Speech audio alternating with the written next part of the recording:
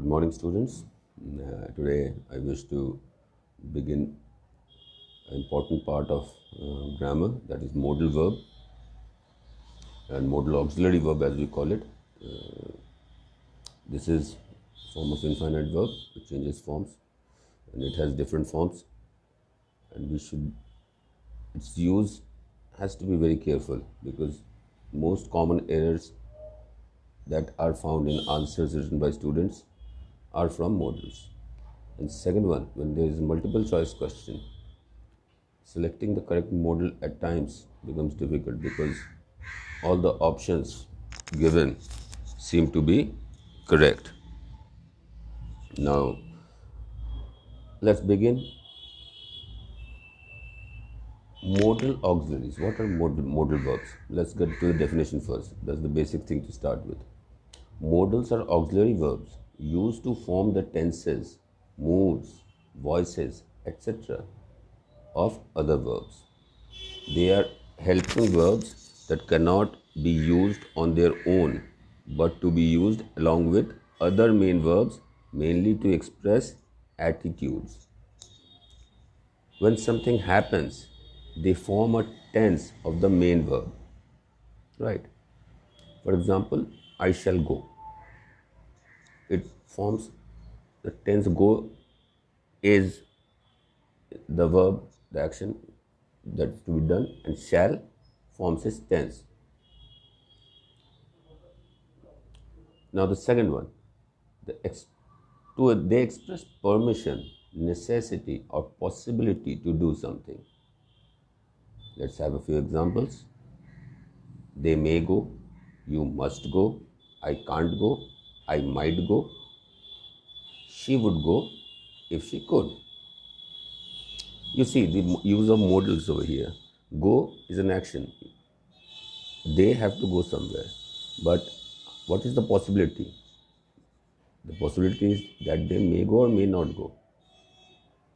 So this possibility or they may go is also sounds like a permission. Somebody giving you a permission. You may go, they may go. Then you must go. Must sounds like a necessity. I can't go. Sounds like again inability to do something. I might go is a possibility. She would go if she could. Once again, this is the action. It's a possibility. If she has the ability, she would go. Observe the highlighted words in these sentences. We can make our nation a superpower by the year 2020. Kalam says that we need to do things ourselves. We must not import equipment from other nations.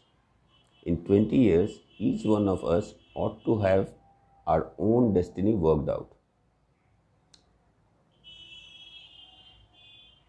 All the highlighted words are modal auxiliaries that are used with another verb and express the mood of the speaker.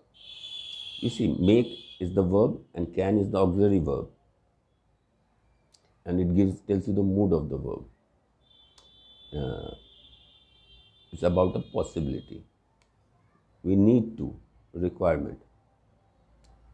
Ought to. That is, should or ought to, more or less same thing. In 20 years, each one of us should have our destiny worked out or ought to have our destiny worked out. Ought to means a better possibility that we have to achieve that thing. The main modals are can, could, may, might, shall, should, will, would, must, ought to, need to, have to. The negative modals are could not, would not, should not, must not, need not, ought not. You see, all the nots are added after the modals. So let's start with the first pair of modals, that is must and have to. We have to do it, we must do it. Now, what's the difference between we must do it and we have to do it? Must is used for all persons in the present and the future tenses. The negative of must is must not. The interrogative form is must I. Must you may must has no infinitive, no past tense. It is followed by the infinitive without to. Must is used to express obligation, something that is obligatory. You must obey your parents, that's an obligation of us. If you say you have to obey your parents, we are being forced to obey them. It's not a matter of force, it's an obligation. So we say you must obey your parents. You have to, we don't use the word you have to obey your parents. You must go to school in time, that is an obligation. If you have joined the school, then there is a timetable. Punctuality is a necessity of the school. So you see, if you have to obey your parents and if you write you have to go to school on time, then the sentence becomes wrong, because these things are obligatory in nature. It's a part of your duty. Obligation means a part of your duty. Now, second, it is used to express compulsion. Example, ordering someone to do something because it is necessary or important to do so. You must answer all the questions. You must return by evening. Right? This is a compulsion. There is no other choice.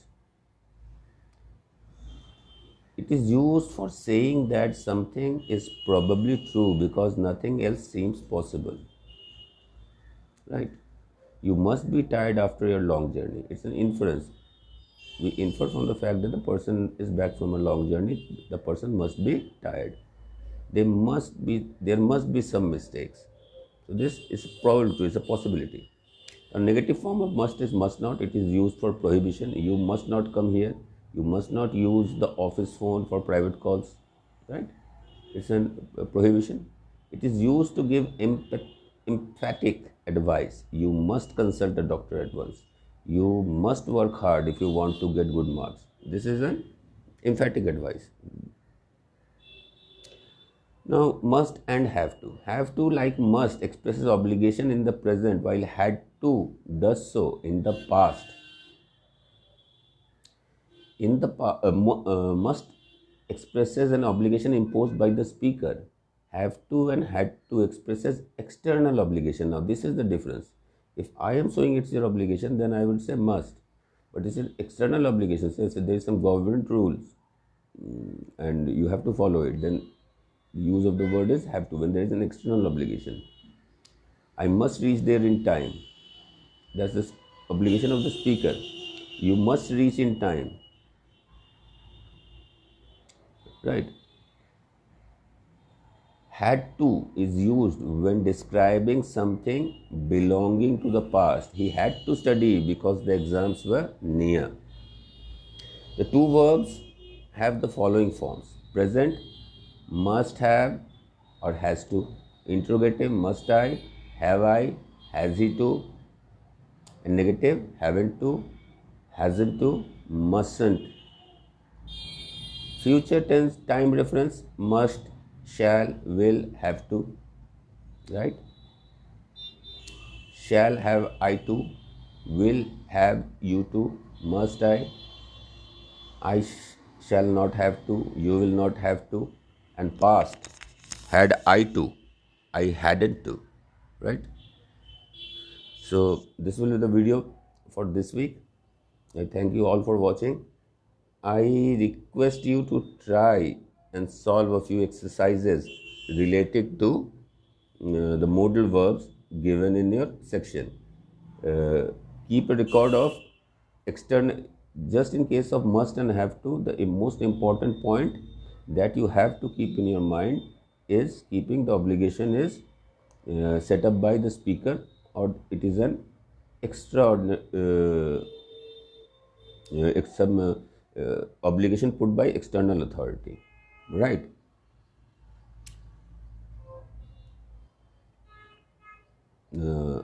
I think that is the most part of it. See you again in the next video. Till you stay home and stay safe, study hard. Goodbye.